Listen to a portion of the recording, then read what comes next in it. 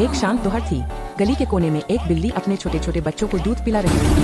तभी अचानक दो बड़े कुत्ते वहां आ गए। कुत्तों की भौं की आवाज तेज होती है।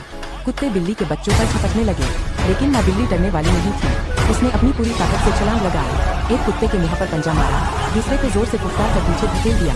उसकी आंखों में आग थी। मेरे बच्चों को कोई छू नहीं सकता।